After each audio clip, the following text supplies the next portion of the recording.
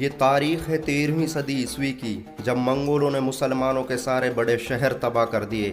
Mongol Baghdad में 10 लाख मुसलमानों का कत्ल कर चुके थे। तकरीबन 500 साल से राज करती आ रही अब्बासिया सल्तनत तबाह हो चुकी थी।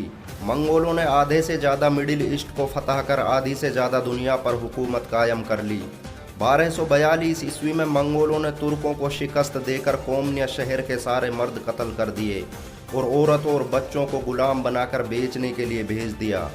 दमिश्क के बाजार में इन गुलामों पर बोली लगी तो एक कमज़ोर बच्चे को एक व्यापारी ने बेहद कम दामों पर खरीद लिया, मगर उस ताजिर की बीवी इस बच्चे पर जुल्म करने लगी, जिससे व्यापारी की बहन को उस बच्चे पर दया आ गई जो कि बेऔलाद थी। वो रहमदिल खातून उस बच्चे को लेकर अपने घर मिस्र आ गई और उस बच्चे को अपनी औलाद की तरह फौज की ट्रेनिंग के लिए काहिरा भेज दिया। अपनी काबिलियत के दम पर दमिश्क के बाजार में बेचा गया यह लड़का मिस्र की फ़ौज में भर्ती हो गया और जल्दी ही फ़ौज का कमांडर भी बन गया। ये बहादुर लड़का कोई और नहीं बल्कि सुल्तान रुकनुद्दीन बेबरस था। मंगोल शासक हलाकू खान इस बात से बेखबर था कि जिस शेर को वो दमिश्क में बेच रहा है, उसी की दहाड़ से एक दिन मंगोल सल्तनत तबाह हो जाएगी। जब मंगोलों ने मिस्र पर हमला किया तो रुकनुद्दीन बेबरस मिस्र की ममलूक सल्तनत का जनरल बन चुका था। मिस्र में तारीख का नया अध्याय रकम होने जा रहा था।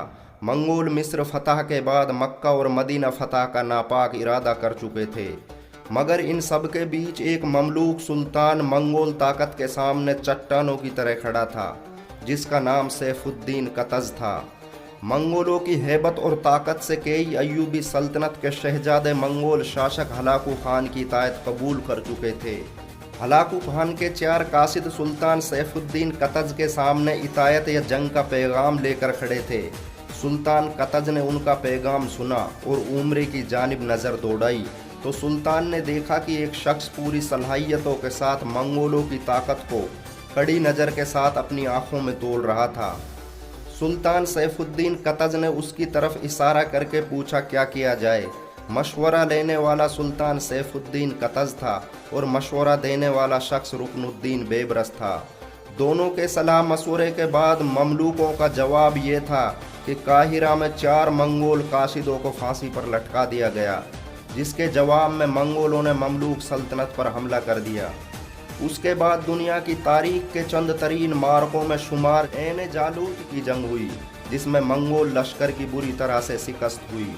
ये वो वक्त था जब मंगोल सल्तनत से टकराना तो दूर, कोई सामने खड़ा भी नहीं हो सकता था। इसी ऐन जालूत जंग में बेबरस और सैफुद्दीन कतज की शमशीर ने ऐसा खूनी खेल खेला कि मंगोलों की लाशों से जालूत में खूनी तूफान आ गया। ये दुनिया की पहली जंग थी जिसमें मंगोलों ने शिकस्त खाई। ऐन जालूत जंग में ममलूक फौज अपनी सल्तनत नहीं बल्कि मक्का और मदीना की हिफाजत के लिए लड़ रही थी।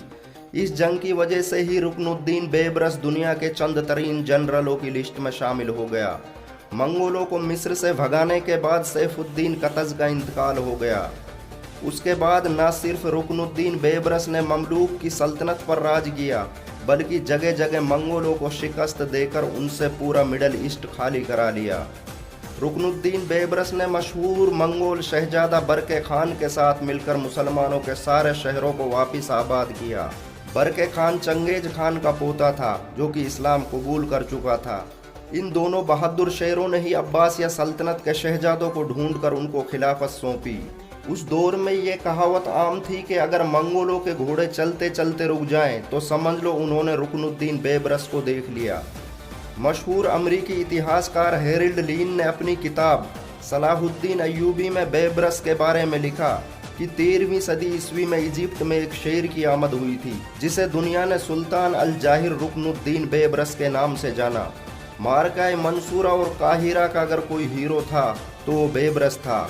हेरिल्ड लीन अपनी किताब में आगे लिखते हैं कि रुकनुद्दीन बेबरस इंतहाई कट्टर मुसलमान था, जिसमें जिहाद का जज्बा कूट कूट कर भरा हुआ था। सुल्तान रुकनुद्दीन बेबरस की बहादुरी पर दुनिया के इतिहासकार सैकड़ों किताब लिख चुके हैं। रुकनुद्दीन बेबरस दुनिया के उन चुनिंदा जनरलों में गिने जाते हैं जिन्होंने मंगोल फौज को शिकस्त दी।